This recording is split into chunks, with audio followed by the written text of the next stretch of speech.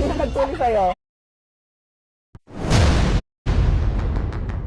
Isang 32 anyos na lalaki mula sa Zamboanga City ang lagi raw hinihiwalayan ng karelasyon dahil sa pinakatatago-tago niyang sikreto na handa na raw niyang putulin. Halos lahat daw ng mga lalaki dito sa barangay Talon-Talon sa Zamboanga City dumaan sa mapagpalang kamay ni Tatay Mariano. Sino nagtuli sa'yo? Uncle Mariano. Si Mariano. Si Uncle Mariano po. Si Uncle Mariano din. Si Tatay Mariano kasi ang nagtutuli rito ng depokpok. Halos-halos man ang mga barangay-barangay diri mo ato sa kuha. O sa akong estimate na yung mga sobra 2,000 diya. Ang gamit niya, ang kanyang mahaba at makinang na itak. Kinahanglan limpyo gyud ang imong sundang, dili utaya nga sundang imong gamiton kay disgrasya o niyang ko ang ipix. Itong bayabas, amo ning ginatambal ko sa ilang samad. Tapos muna ginausap na ako. Tapos ko na ako ang dugaan sa ilang samad para makubol ang samad sa ilang pare. Ang mga kabataang lalaki, umurong na ang umurong, pero wala nang urungan. Bali, wala yan! Ay ubang mga bata nga mohatag sa ako sa unang panahon og 20, napoy wala, okay lang na sa ako kay murag tabang po nako sa ila. Pero ang isa sa kanilang mga kabarangay na itago natin sa pangalang Alex, kahit paraw anong pukpok sa kanya, talaga raw mahina ang loob niya pagdating sa ganitong mga bagay. Ready na ba kayo sa kanyang big reveal? Ako po ay 32 years old at inaapin ko po, hindi pa po ako tuloy.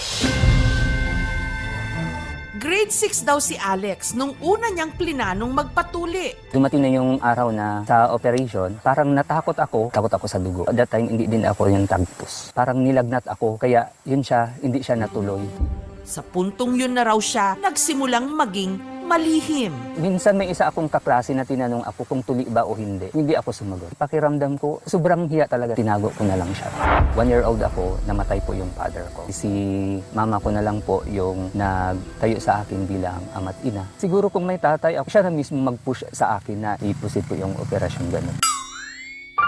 Ngunit ang kanyang sikreto, hanggang kailan niya maitatago?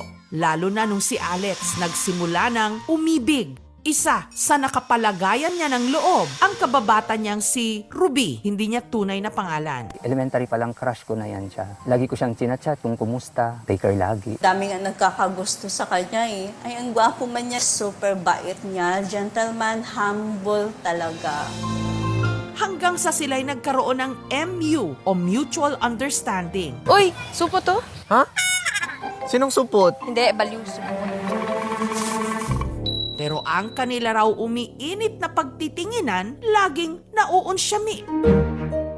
Ako yung nag-insist sa kanya na mag-inom kami. After nun, medyo nalasing. Ako nasa sofa, sa taas, tapos siya naman nasa baba lang. Tinawag ko siya na, kung gusto mo, dito ka nalang sa tabi ko. Na-reject niya yung insist ko sa kanya. Comment lang ako.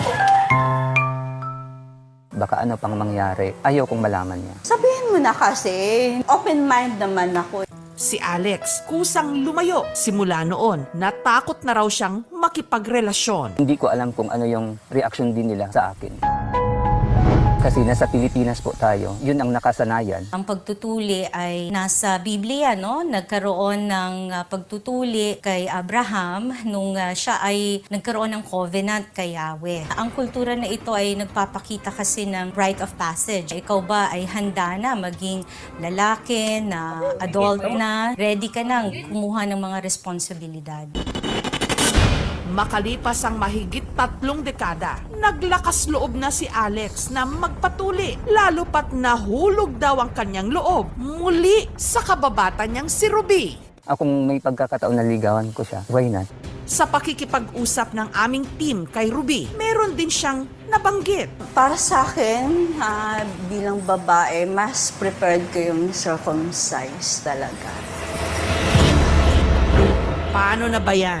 Humingi siya ng tulong sa aming programa. Sa age ko na to, 32, gusto kong magpatuli, hindi pa huli ang lahat para gawin to.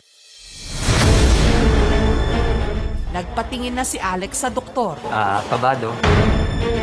Lakas loob na kayang lalaban si Alex o uurong siyang muli? Okay lang ba sa'yo na manligaw ako sa'yo? Ang sagot na puputol sa mahigit isang dekada nilang naunsyaming pag-iibigan. Susunod na.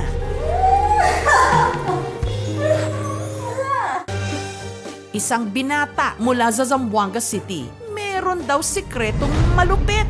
Ako po ay 32 years old at inaapin ko po na hindi pa po ako tuloy. Jahe raw at nais daw niya ngayong muling ligawan ang kanyang kababatang si Ruby. Para sa akin, bilang babae, mas prepared ko yung circumcise talaga. Hindi pa huli ang lahat para gawin to. Hanggang nitong Huwebes, nagdesisyon na si Alex na magpatuli. Kabado, pero excited. Laban. Ang sikretong pinakatatago-tago ni Alex sa loob ng 3 dekada, sa loob lang ng 30 minuto. Tuluyan ng naputol. Hindi siya sakit. Kaya lang. Mga 20 minutes. Madali lang. Kung mabuboost ko po yung self-confidence ko, maharap ko na sila na masabi ko sa nila na tapos na, tuli na ako. May stigma nga, no? Dahil kapag hindi ka tuli, maririnig natin sa mga tao na binabansagan kang supot, dapat hindi yun derogatory. Ang pagtutuli talaga ay hindi naman siya required. Pag matanda na, mga adult na, 18 years old and above, mas madali na sa actually tuliin. As compared to yung sa bata pa, mas maliit pa, minsan nakatago pa yung ari. Mas mataas ang risk for cancer ng ari pag hindi ka tuli at hindi ka malinis. Ang pokpok, no, has been done for several years na. Effective naman siya in circumcise ng mga batang Pilipino. Ang kailangan siguraduhin is yung hygiene. 2, yung tinatawag na hemostasis or pagpigil sa pagdudugo. Kasi yun talagang pinaka-common na problem doon. Kala nila, parang lisensya na nila yun, na dahil tuli na sila, pwede na hindi. Sacred pa rin ang katawan natin. No woman can be touched, can be kissed, and can be unveiled unless both of them receive the sacrament of matrimony. Habang nagpapagaling si Alex sa ospital, may bumisita sa kanya, si Ruby. Thank you. Dito na naglakas loob na isiniwalat ni Alex ang kanyang pinakatatago-tago. Dati nahiya nga din ako mag-open up, lalo na sa mga kakilala ko. Kasi nga, yung hiya nangingibabaw sa akin. Kaya ngayon ko lang at sa tulong nila na solusyonan yung problema ko. Sorry kung hindi ko nasabi sa inyo noon pa kasi nga nahihiya ako. So ngayon ito na, success. So now you know. Yeah, I know the feeling. Finally, ano na, binatang na. Sinamantala na rin niya ang pagkakataon para magtapat na kay Ruby tungkol sa kanyang nararamdaman. Gusto ko sanang second chance na manligaw sa'yo. Kung okay lang ba sa'yo na manligaw ako sa'yo?